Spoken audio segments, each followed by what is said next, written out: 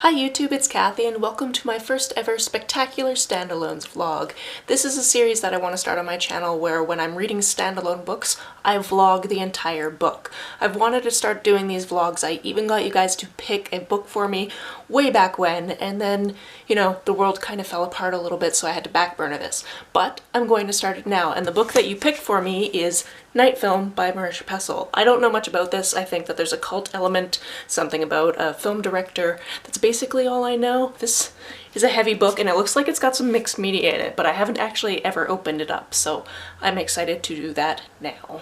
Also, I highly expect that I will be making this vlog over several days. You're gonna get all the weird hair and all the weird t-shirts and all the weird locations because who knows where I'm going to be. I mean, I'm definitely going to be in this house because self-isolation, but maybe sometimes I'll do clips outside. It's gorgeous outside right now, so maybe I will do a clip after I finish the first little bit of this to tell you what's going on. As soon as I tried to go outside to read, the sun went behind some clouds and then I sat down inside and then it got sunny again, so I'm not getting up.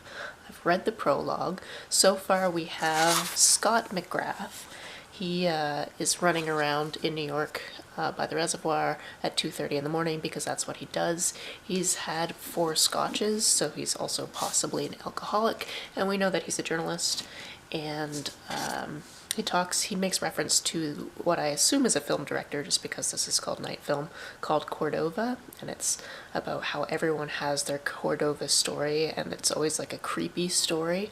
And the second part of his Cordova story is this moment where he's running around and he sees this woman in a red coat and has this very uneasy feeling about her and just can't quite see her face and thinks that she's coming for him once he gets on the subway home. So that's how this starts out. I'm intrigued so far, but obviously it's been like 4 pages, so I'm going to keep going, but I want to update after every section. Okay, so directly following the prologue are a series of multimedia pages where we're looking at websites about the death of Ashley Cordova, who is 24 years old. This is set in 2011, so basically she's my age. She's a year younger than I would be if she were still alive and not a fictional character. What's interesting is out of the 22 pages here, 2 or 3 of them are about her death, and then the rest are about her father, who is the elusive movie director that was hinted at in the prologue. He leads a very secretive life. He hasn't been seen in public since 1977. He shoots all of his movies at his estate in like a random small space in New York. He's got a huge estate there. He's made 15 films. They have quite a cult following. At one point, somebody during a screening of one of his films had like a psychological break, so they're no longer released in the mainstream. They're very, very underground, sometimes shown in like the catacombs in Paris and that type of thing.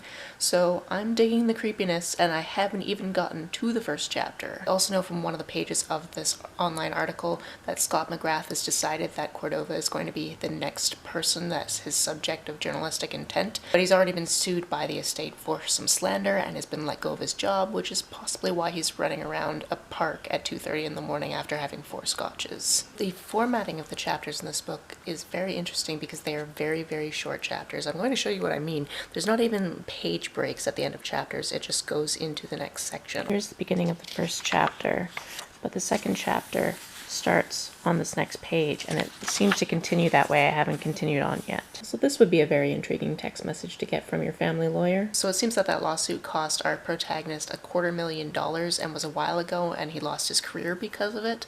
And yeah, now we're gonna see how this goes on from here. That lawsuit happened because of a soundbite where he said, "Cordova's a predator, in the same league as Manson, Jim Jones, and Colonel Cutts. I have an inside source who worked for the family for years. Someone needs to terminate this guy with extreme prejudice." It turned out he didn't have an inside source. In chapter 2, we find out that Scott has an ex-wife as well as a 5-year-old daughter named Samantha. That's pretty much what happens, that and he gets into a fight with the nanny. Chapter 3 is a little bit longer. We find out that Cynthia, the ex-wife, basically broke up with him when their child was 9 months old by saying, "You travel too much and I fall in love with somebody else, and he's leaving his wife and I'm leaving you and we're moving in together," and she's still with this guy now. So it pretty much just messed up his entire life shortly after the whole Cordova thing happened.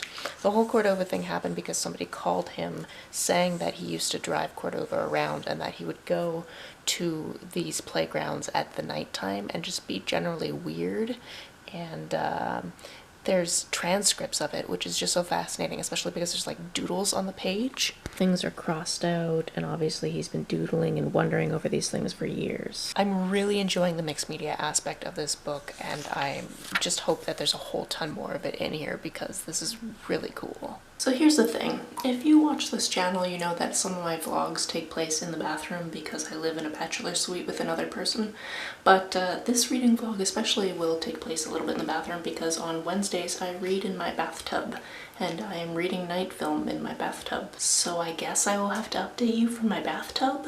At least there are cookies and scotch. I love how seamlessly this book turns from chapters to mixed media inserts. So chapter 5 is interesting in that we get to learn a little bit more about Ashley. We get an introduction into her at college, saying that music is her way, that she just kind of forgets about her name.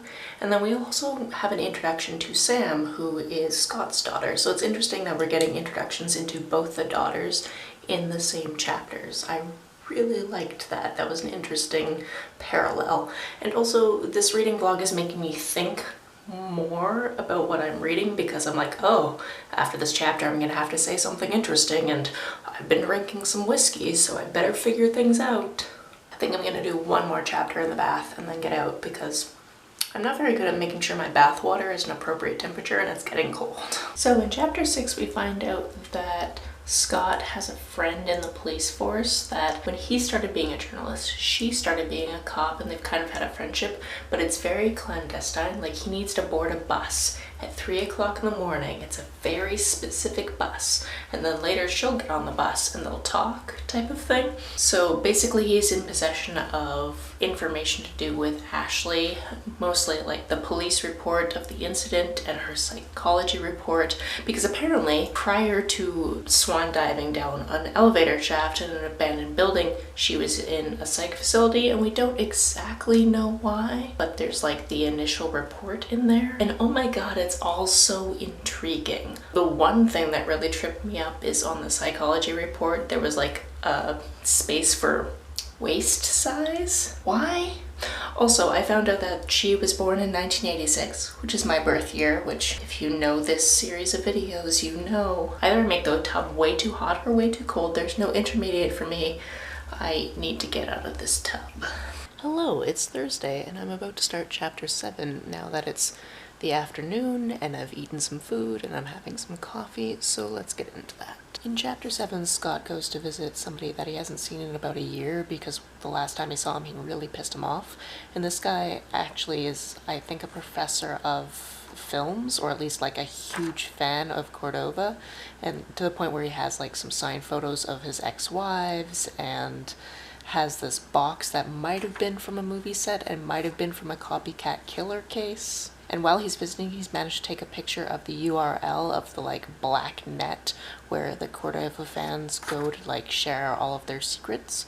So he's got that lead, and now he also has a lead of this woman who was in one of Cordova's movies, where she is at 6 o'clock every Sunday, and he might go possibly talk to her. It feels like we're getting a lot of different little loose ends and leads, and it'll be interesting to see how, if any of them pan out, or if any of them come together. In this chapter, Scott tries to interview Nora Halliday, who is the last person to see Ashley alive. She's the coat check girl at the Four Seasons. He was pretty judgmental about her look, and Miss Halliday was having none of it and wouldn't talk to him. So he's off to somewhere else for chapter 9. In chapter 9, Scott goes to the abandoned building where it seems that Ashley committed suicide and kind of trace the route from the police report to see what he thought of it. And while he was looking down through the skylight, which he apparently jumped through to get to like the top floor of the building before jumping down the elevator shaft, she sees somebody down there, and at first he thinks it might be a detective, but then a little piece of glass falls and that scares the person and they run away. So he's like, there's no way that's a detective. Scott gets back down to street level and decides to see if there's a way to get into the building, and when he does, he's attacked by somebody and he swings and hits them back, and basically that person blacks out. So he goes through their pockets and doesn't find a license or anything, but finds some oxycodone, so figures it's a drug dealer. doesn't steal any of the money but steals his phone so he can try to figure out who this person is, but then like leaves them at the scene so he doesn't have to deal with them, and figures that the phone will give him the identity and he can figure out if this person knew Ashley or if they're just a drug dealer that happened to be in this abandoned building. In chapter 11, the guy named Hopper, whose phone it is, calls the phone, arranges to pick it up, doesn't recognize Scott, but Scott asks him how he knows Ashley, and it looks like Hopper's going to talk. So they go to Hopper's apartment, which is kind of a shithole, and he talks about how he knows Ashley, which is they went to the same weird camp program when they were 16 and 17. It's like one of those wilderness things where you're out in the wilderness for like 10 weeks and it's supposed to heal all your wounds and that type of hippie junk, but the counselors were really abusive, so he told a story about that. Also, he had this bit of mail that he thinks must be from Ashley because it was sent to him. They haven't talked since they were teenagers. The return address was the building where she died, and it just had this stuffed monkey in it that was covered in this weird brownish mud. After he finished his story, Scott got a phone call from Miss Halliday, the coat check girl, so they are both going to go meet her and talk to her, because Scott accidentally said the address out loud, so Hopper decided he was going too. I think I'm going to take a wee break now, but then I'm going to go on to chapter 13. Good morning, it's Friday and it's time to start chapter 13. Apparently, Nom has an issue with me reading. Why? Ow. Oh god, you're such a weird cat. You can do it. No, you can't. In this chapter, Scott and Hopper meet up with Nora, the coat check girl, and she gives over the coat that Ashley had been wearing that night when she saw her, and it turns out to be the same red coat that Scott saw on that run in the prologue. Scott also decides to go home and look at the Blackboards, which is that online site for quartervites. So I'm excited for more mixed media, let's be honest.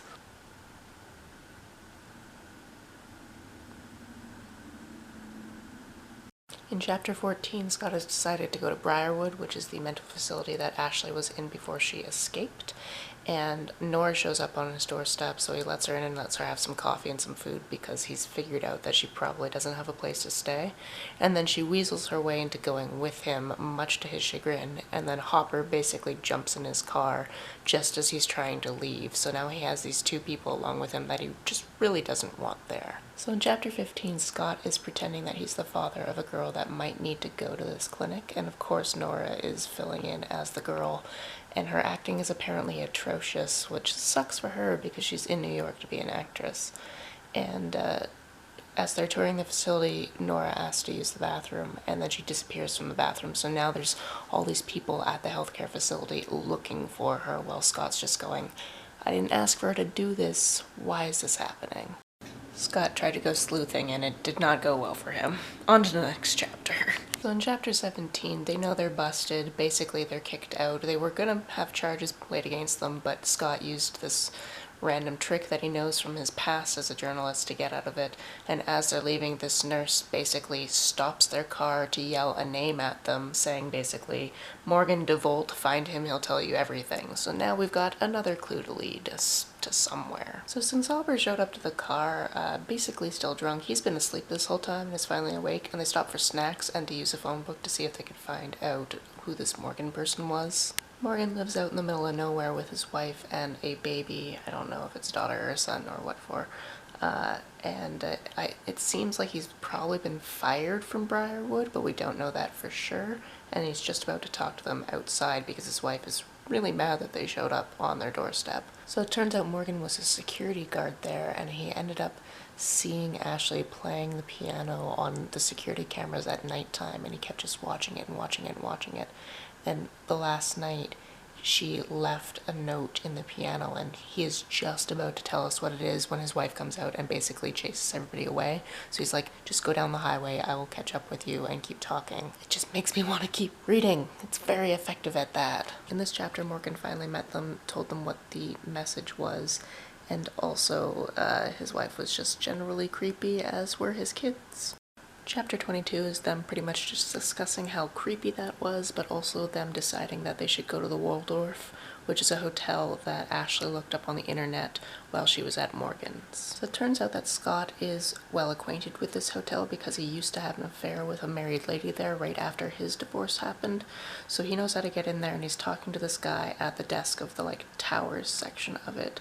And he doesn't remember Ashley, but he does remember that there was an incident with a woman in a red coat.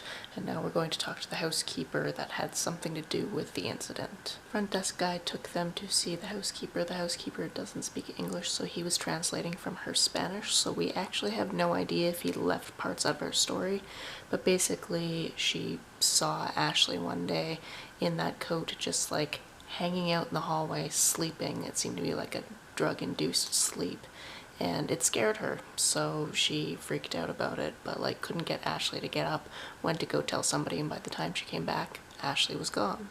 So in chapter 25, it turns out Hopper speaks Spanish and was able to say that most of what that guy said was bullshit.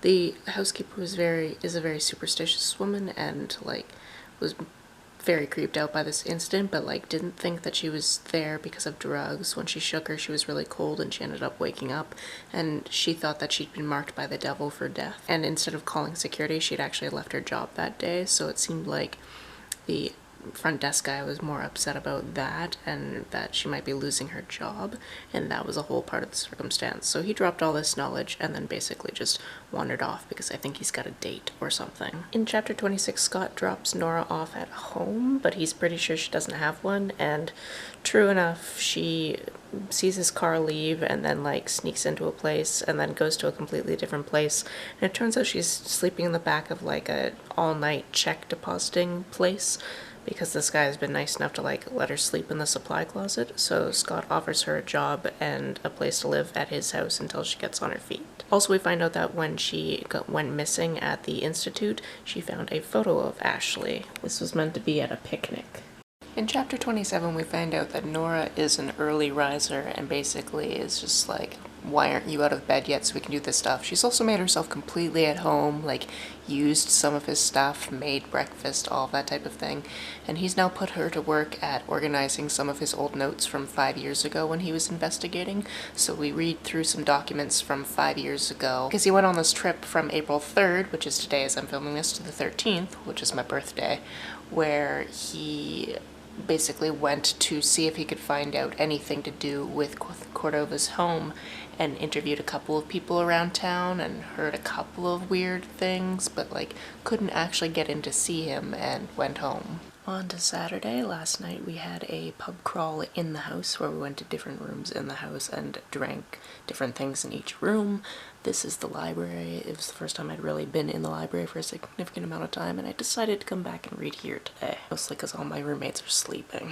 In chapter 28, we find out that Nora knows a lot about Cordova's movies, and she actually is able to get into the website, so there's a lot of mixed media pages reading about Cordova and people trying to figure out little theories and that type of thing. Scott and Nora ended up being up all night on the blackboards, and then once they got tired of that, finally, they ended up watching one of his films and finally went to sleep at 5:30 in the morning. We also found out during this section that Cordova's son from his first marriage, Theo, lost 3 fingers in a boating accident while he was filming this film and ran on set and was forced to be part of the movie because of that, which is just blah. In chapter 30, we find out that Vanity Fair is also working on this story, so Scott is worried that they're going to scoop him. Also, Cynthia, the ex-wife, and Sam, his daughter, show up, and apparently it's his weekend with her, so now he has Sam with him and has to explain why Nora's there.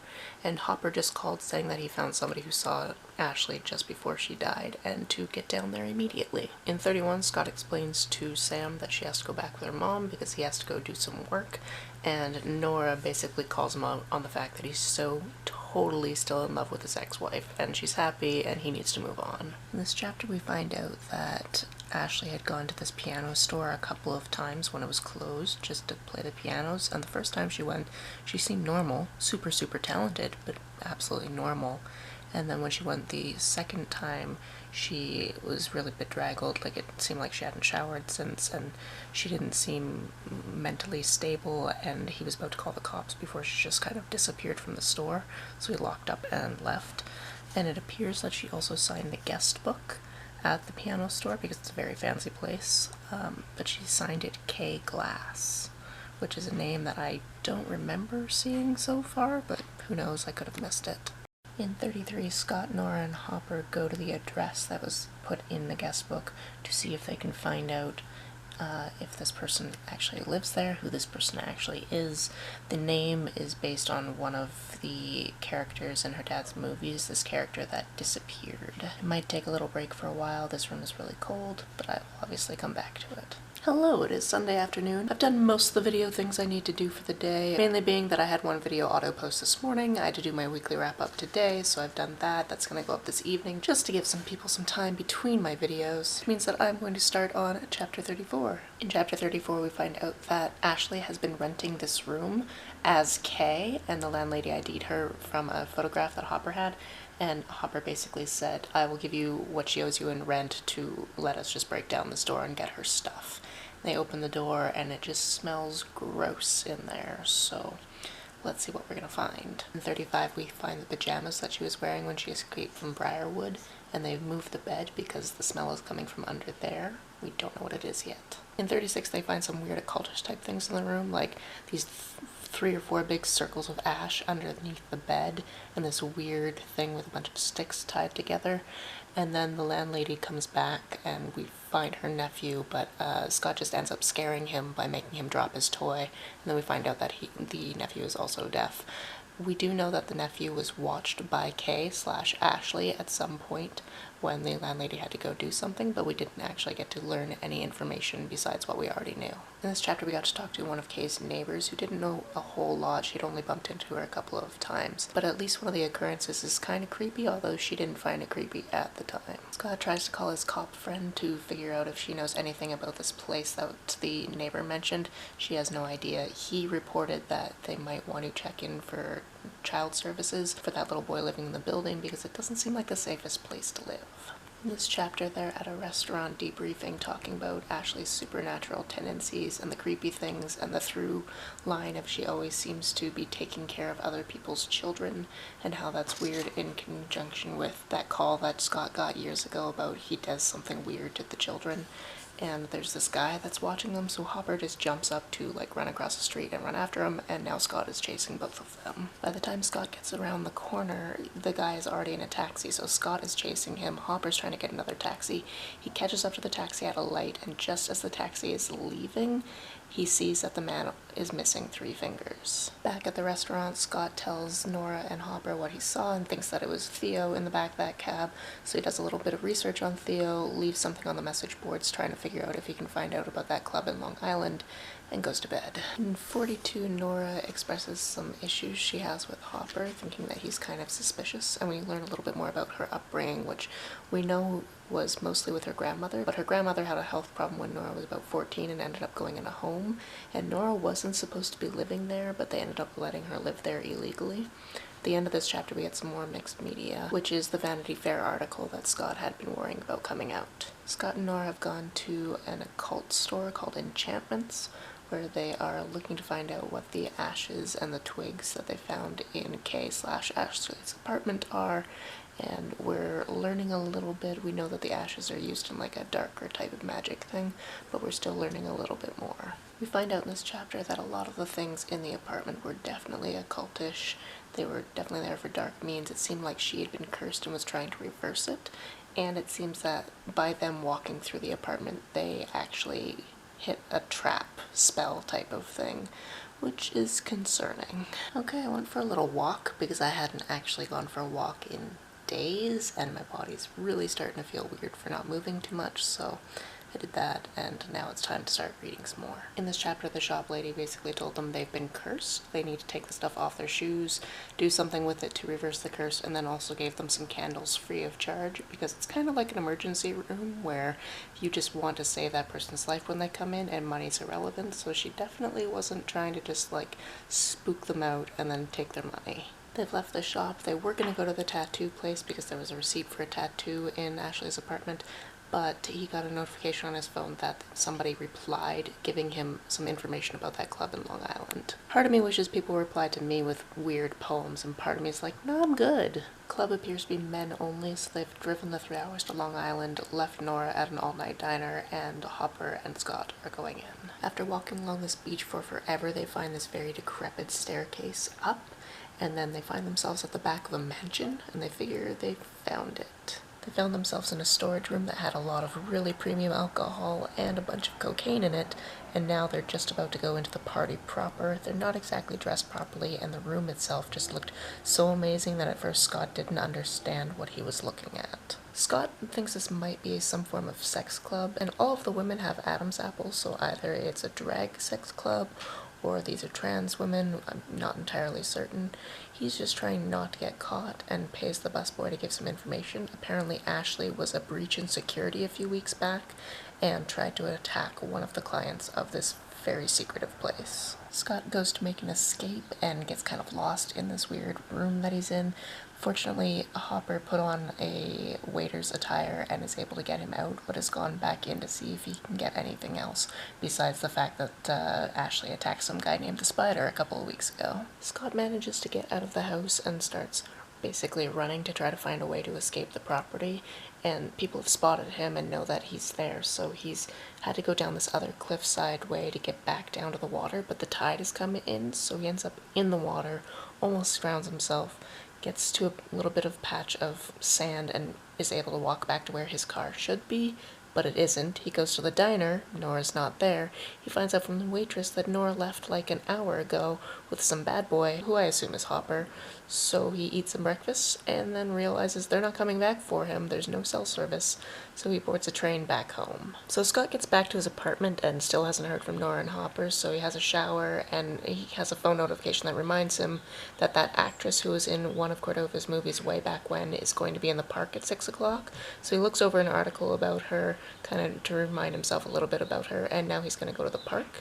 But some random guy just asking questions to people in the park is weird, so he figures he needs a decoy. As his decoy, he's pulled Sam out of her ballet class, which is a bold move, really. Scott used some of this impromptu father-daughter time to ask about, you know, how things are at home, if Sam's mom has said anything about him and how things are going and that type of thing, and has actually used Sam to help him find Peg at the dog park, so now they're gonna go talk to her. Scott and Sam have a good time talking to Peg.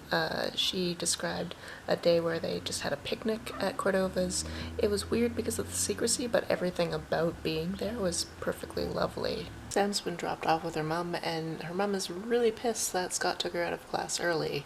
Whoops. In 58, Scott gets home and realizes that Nina and Hopper are there, and Hopper somehow managed to get the membership list for that creepy place they were just at, so they're going through that, seeing if there's any overlap with anything they already know. In chapter 59, they basically put up missing posters for Ashley, trying to see if anybody in the neighborhood has any information about her. In 60, Scott goes to the tattoo parlor and finds out that Ashley had a tattoo there back in like '04, and it was a twofold, which is a tattoo you get with another person, and she was looking for the after photo.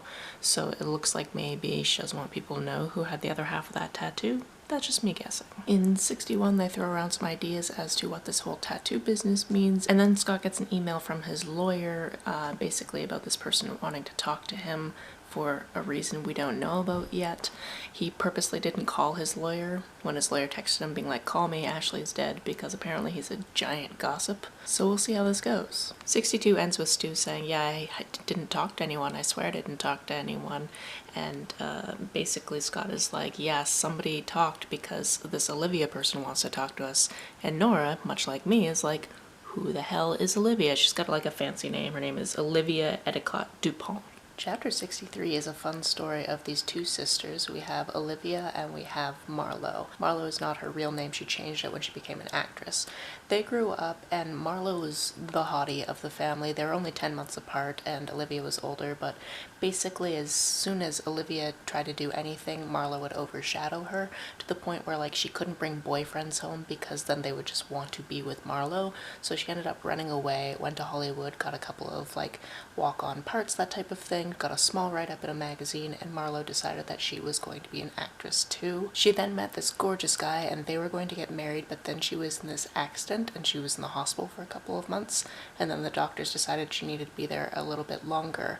And during that little extension of time, suddenly her fiance stopped coming to the hospital, and after 10 days showed up and said, "I can't marry you." Turns out he was marrying Olivia. They are still married. This is important to the story because Marlowe is the third wife to Cordova, and they were only married for about 3 months. Olivia also always wanted to be in a Cordova film, but every time she wrote a letter to ask about it, he would send the same thing back. In 64, he calls Olivia, sets up that meeting, and then gets the first call, probably about the missing flyer they put up earlier. In 65, they go to talk to these people at this Chinese store where it turns out that Ashley speaks Cantonese and was talking to the grandmother in Cantonese about her upbringing, and then there was a cab driver who decided that he would take her wherever she needed to go, and he sometimes comes in for dinner, so they've got about an hour until that will probably happen, so they're sticking around to see if they can talk to him as well. In 66, they talked to Zeb, the cab driver, and he took them on a very long drive to where he thinks he dropped her off a few weeks ago, which is where they are now. In 67, they knock on the door to the house, but it seems like it's been empty for like a very long time. And then Hopper just throws down his cigarette and is like, "I got this," scales the wall and gets in through a second-story window and just disappears. And then, as luck would have it, a car pulls up and they think that this person might be an occupant of the house, so they've got to distract her. Trying to distract the woman, Scott asks her where the closest subway is, and as she turns around, he realizes it's Inez Gallo, who is the personal assistant to Cordova. Hopper is still in there. The cops are called. Hopper is brought out in handcuffs. In chapter 69, Scott calls a defense attorney for Hopper and then does some research on Inez Gallo. In this chapter, Nora comes into his bedroom again while he's sleeping, which has happened a couple of times, and apologizes for saying when she first took the job that she wasn't going to sleep with him. And he's like, "Yeah, no, but I don't want to sleep with you is the thing. Like, I don't want to mix up sex and what we're doing. And also, she's 19 and he's like 43, so no." So they talk a little bit about each of their first times, and then she confesses to him that she was sexually assaulted when she first got to New York, and that's a story she's never been able to tell anyone before, so she kind of feels good about getting it off her back now. In 71, we find out that Hopper was kept overnight at the Tombs. He's got a pretty high bail, but he was dropped down to just trespassing, and the reason the bail is so high is he has 3 priors all over the country. Now they're off to go visit Olivia. I think this is the final update for tonight. 72 is a very long chapter where we meet with Olivia, who talks about back when she was an actress, she was actually offered a role, so she went to Cordova's estate for a weekend, but ended up getting completely freaked out while she was there and ran away, which is why he will never give her a role in things. This was before he ended up marrying her sister. Additionally, her sister has apparently not paid her own bills or been sober in the last 20 years or so, and Olivia has been paying for her to live and for all her drugs and for all the rehab she went to, because she went like 11 times. But Marlowe has no idea that Olivia has been paying for her this entire time. Good morning. It is Monday. We are more than halfway through the book by now, just in case you were wondering. Part of me is really regretting wrapping up after every chapter, considering sometimes the chapters are less than a page. And we're going to go on to chapter 73 now. So we're leaving Olivia's apartment. It should be noted that after meeting Ashley, Olivia had a stroke and now can't use her right arm. The tattoo artist that did her tattoo had a stroke shortly after, or brain aneurysm rather, shortly after doing her tattoo. And then there was this whole thing with the camp counselor when she was younger where everybody thought she put a snake in his bed. So it seems that sometimes people die after meeting Ashley. That's a whole thing. Hopper is now also out on bail, so they're going to meet back up at the apartment. When Nora and Scott get back to the apartment, the door is locked, so he creeps in and sees somebody going out his window. So he runs down to the street and chases him, and as he's chasing him, Hopper is also there, so they both chase him and then lose him on the pier. And then he thinks that he finds him at the pier, but it just turns out to be this old man, and he's just like, okay, I guess it's not him. He finds Hopper, and Hopper's helping up this older woman, and it's just like, what happened? This woman was just robbed. He even took her cane, which is something the old man at the end of the pier had, so he goes back, and obviously the guy's not there anymore, but his business card is. By his, I mean Scott's. In 75, they get back to the apartment and find the whole place has been ransacked. His laptop's been taken, all of his research has been taken. Nora's freaking out, everything is like destroyed, and her bird is missing, and they eventually find it in the oven. The oven has not been turned on, the bird is not dead, but they could have killed it and chose not to, which is even creepier. In 76, they clean everything up and they're starting to just put things away, and they're thinking it's weird how like they broke into their place, now somebody's broken into their place and all of that. And we end the chapter with Nora being like, you need to come see this. And we look in at Hopper, who's in the bathroom and has a towel around his waist and is brushing his teeth. And the last sentence of the chapter is, and then I saw it. And I'm wondering if we're going to find out that Hopper is the person that has the other half of Ashley's tattoo. That's what I'm assuming is going to happen, but I don't know. Chapter 77 is very short, and I was right, he has the other half of the tattoo. 78 is a very long chapter where we find out more about Hopper's time knowing Ashley. They did meet at that camp that they both went to. We went into a little bit more of the history, such as there was this guy there named Orlando that everybody kind of picked on, and Ashley had kind of saved his butt, but Hopper at one point was going to escape, and Orlando found out about it, and Orlando was going to go with him, and Hopper just basically said some very mean things to him, and that he ended up committing suicide that night. That actually ended the camp, and then after the camp, Ashley ended up emailing Hopper, and they ended up having this relationship, and they ended up getting together. The house that he climbed into a few chapters ago was the same house she was living in when he refound her, basically, and they had this great love affair. They were going to go to Brazil.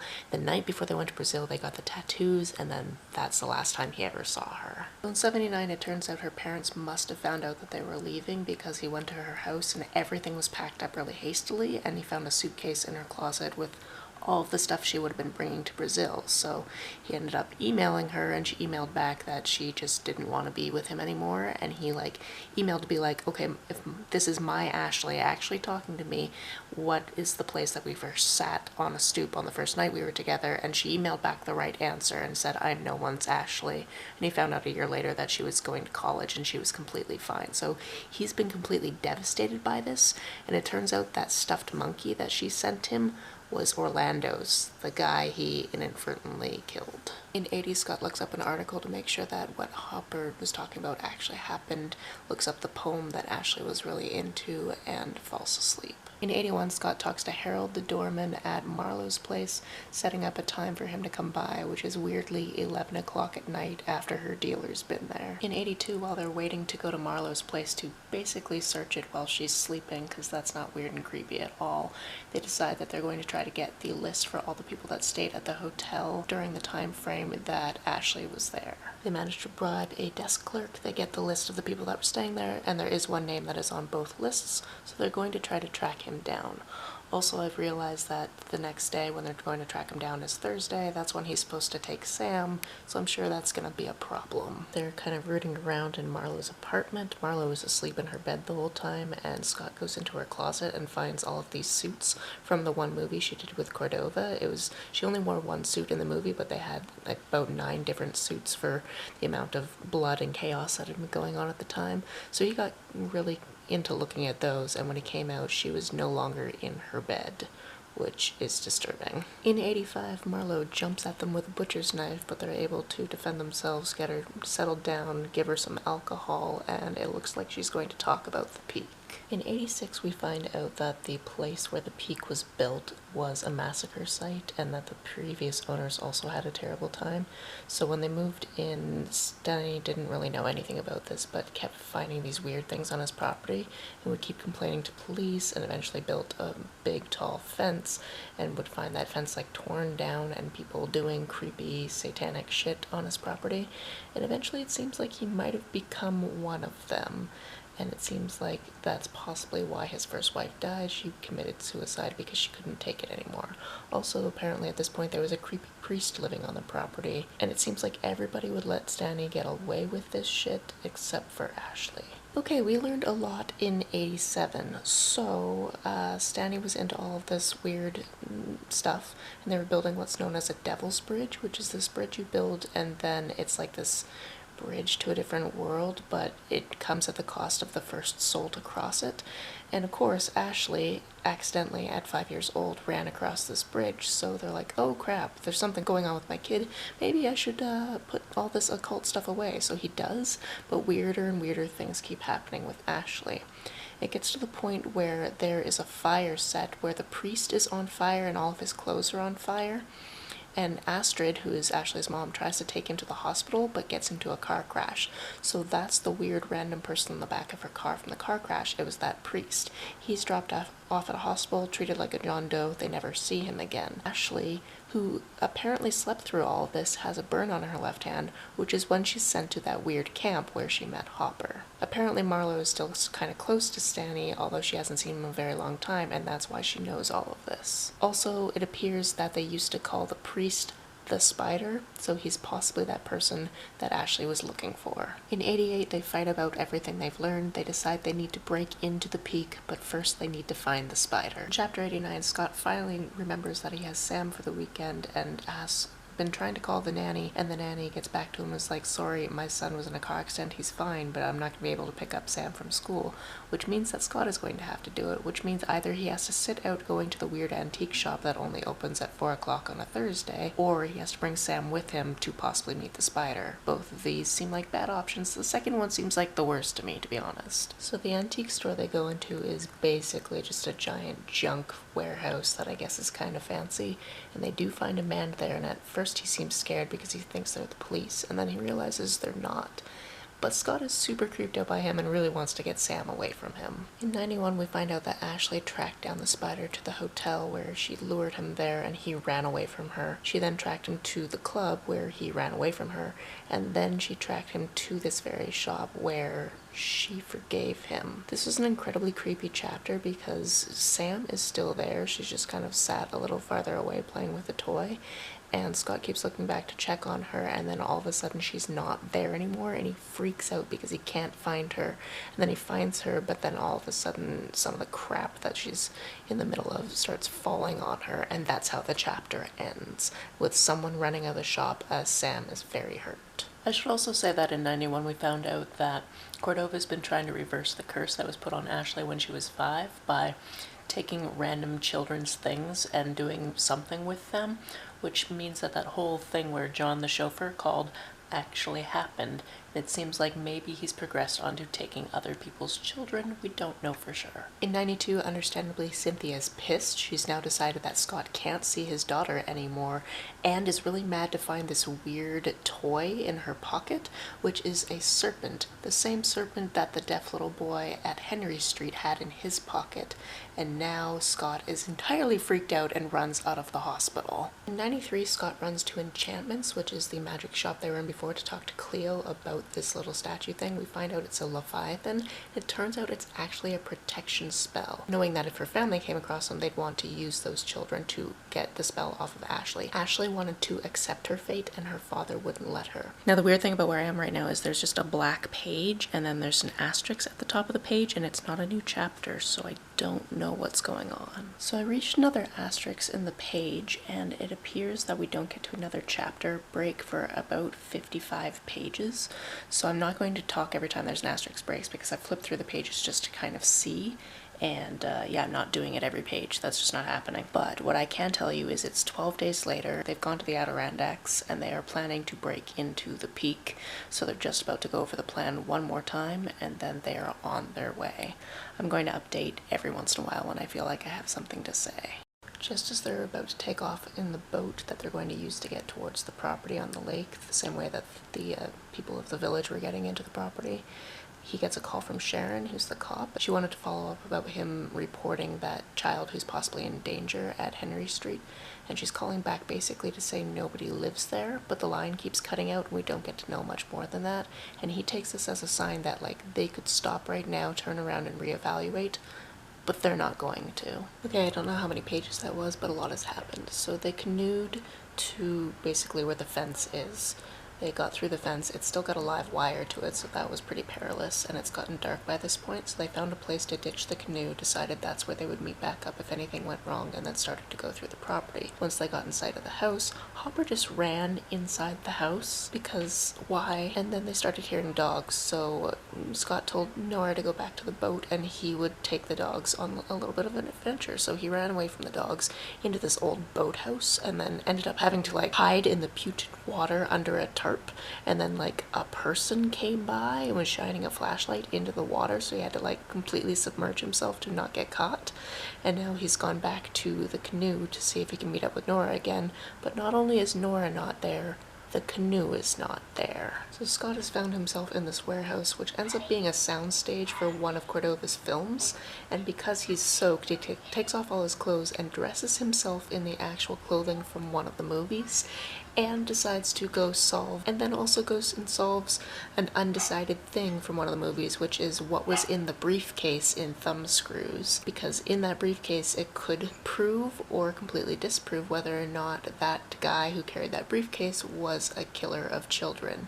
Inside, he finds a very small shirt with a lot of blood on it, so I guess we figured that out from that movie. Scott begins to wonder if maybe some real murders took place, and that's why everything is so secret around filming all of Cordova's films, and why the actors never talk, because they're somehow in on it, and Cordova has dirt on all of them.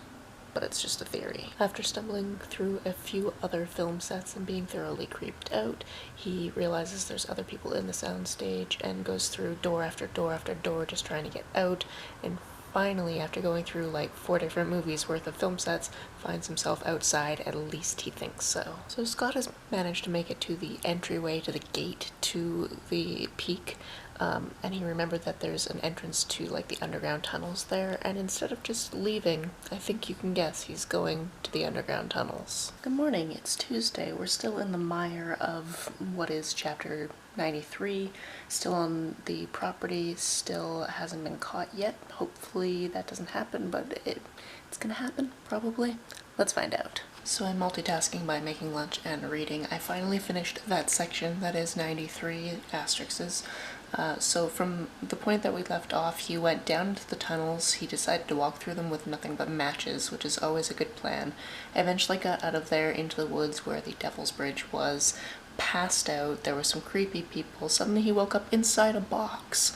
In fact, it was inside the box that Beckman had on his mantle from a previous movie set, apparently. And it was a box within a box within a box. It was this very weird nightmarish scene where he was trying to get out of the box, eventually got out of the box, and now has just woken up in a ditch, and some teenagers are poking him with a stick, being like, "Do you need an ambulance?" So let's see where it goes from here. So it turns out Scott's been missing for 3 days. When he gets back to the hotel, they decide to let him clean up, check out, and they start just driving, and hopefully they're not being followed by anyone. And they stop at a diner, and this is where they're going to tell each other what happened for each of them, because they were split up pretty early. In 95, Nina relays her story and Hopper's story. Her story is she kind of got disoriented running back to the canoe. Somebody almost caught her, so she hit them with pepper spray and ran, eventually got over a fence, walked back to the hotel. Hopper got inside the house, was going to be caught, so he hid in the basement for a while, and then found Ashley's room, or what he thinks is Ashley's room, got stuck in there for a while because somebody locked him in. He had to leave. The dogs almost tried to attack him.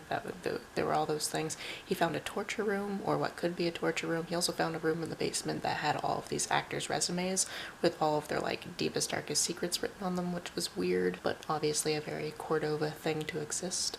And he got back a little later after Nora did, so like none of them went back at the same time. We don't know where the canoe is anymore. Now Scott's about to tell his story. In this chapter we find out that in Scott's pockets of his jacket, not only did he have that compass and that bloody shirt he took, but he also found what might be part of a child's foot. He's not entirely sure. He doesn't remember putting it in there.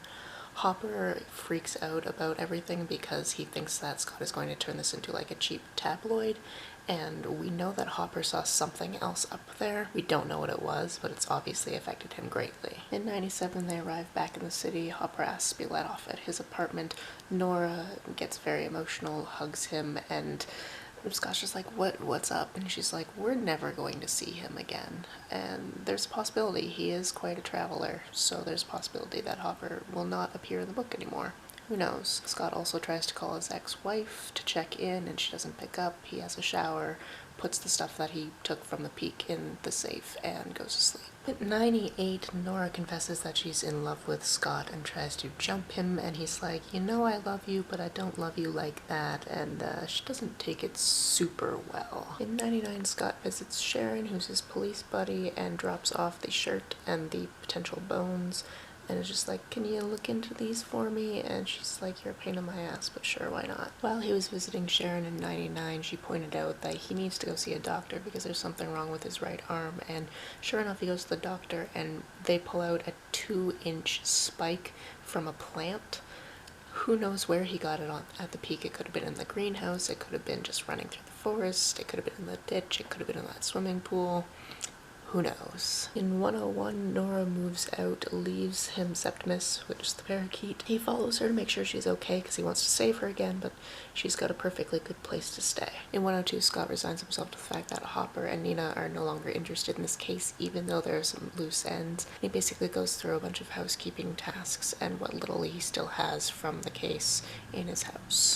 Scott spends 103 doing a lot of research and on a lot of just different little loose ends because he knows it's going to take at least a month for that evidence to come back from his cop friend, and he's finding all these missing person cases around the Peak and all of these different little loose ends that are just creating more questions. And he decides that since Hopper said that Ashley used to go to that same piano store when they were younger, or at least went a few times when they were teenagers, he would go back to the store and talk to that manager again. But that manager is missing, which is unsurprising given all of the missing person cases he's been looking into. Turns out Peter at the piano store quit 2 weeks ago. His home number has been disconnected. And then Scott goes to see Marlo Hughes, and she's not there anymore. She's in rehab. They won't let him up to the apartment. He says to call Olivia's assistant and she'll authorize it. Basically, the assistant says, no, we don't know that guy, so he gets kicked out. Harold, the guy who used to work at the front desk, has also moved on to a different job, and his home phone number has also been disconnected, and Olivia will have nothing to do with him. In 105, Scott tries to contact all of the witnesses he's talked to and can contact none of them, so he feels like they've been paid off or killed off or something. He also can't get in contact with his ex-wife, and he really wants to talk to his daughter, so that's a problem. In 106, out of desperation, Scott goes to Morgan's house, which is that trailer way in the middle of nowhere, and it's been burnt to the ground, and as he's leaving, he sees 4 cigarettes that are branded Murad, which is the weird, creepy brand of cigarette that is always used in Cordova's films that you can't get anywhere else. In 107, despite some of Scott's research telling him that a lot of the plants in the greenhouse were poisonous, and that's probably why he saw all the things he did while he was at the Peak, he has gone to see Beckett to learn about more of the tropes that are used in all of Cordova's films, because he feels like he's currently in a Cordova film. In 108, Scott hears from Nora and Hopper. They've both moved on with their lives. He also hears from Sharon, who says that the stain on the shirt was just corn syrup and the bones were black bear, so he's got absolutely no leads, with the exception of trying to talk to Inez Gallo, who may or may not go to the townhouse one of these days, so he's been staking it out and intends to do so until he gets to talk to her. 109 is a very significant chapter. He ends up finding Inez Gallo, sneaks into the same house that Hopper snuck into before, waits for her, has a long talk with her about something that he never saw coming, which was that Ashley was the one that was sick. Throughout her life, starting when she was 5, she's had this cancer that's been on and off again. That's why all the medical supplies were going to the Peak. That's why they incinerate all their stuff. Nobody outside of the family knew that Ashley was sick. We also found out that Inez is called the Coyote because she is a people trafficker from Mexico.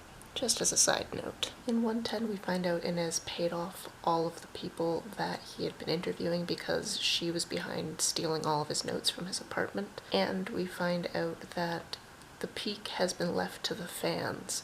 Cordova doesn't live there anymore. So the fact that all the flowers have still been tended and all the sets are still in perfectly working order is because fans have broken in and lived there.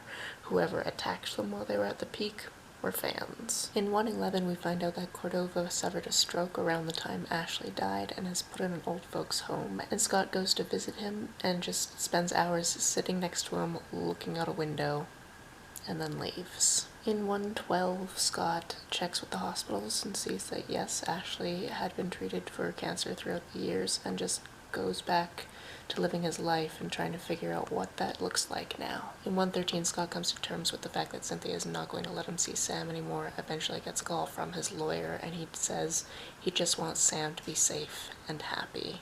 He goes to see her without her knowing one last time and realizes that he's forever going to see her in snapshots now instead of a continuous uncut reel. In 114, Scott goes to see Nora in a production of Hamlet, which is a gender-bent Hamlet. Hopper is also there. They basically spend the entire night together catching up. They still both believe in the myth, and Scott realizes he could tell them what all happened, but decides not to, and that he might someday. At this point, it feels like this book should be done, but there's still quite a few pages left, and I'm worried that it's going to be ruined somehow, but let's see what we can do with these last 10 pages, or however many it is, I haven't counted. In 115, Scott is recovering from a hangover and finds those 3 candles that Cleo gave him and realizes that he had never burnt them down, so he decides, why not finish the job? So he does, and he looks up from reading, and they've just gone out when his cell phone rings.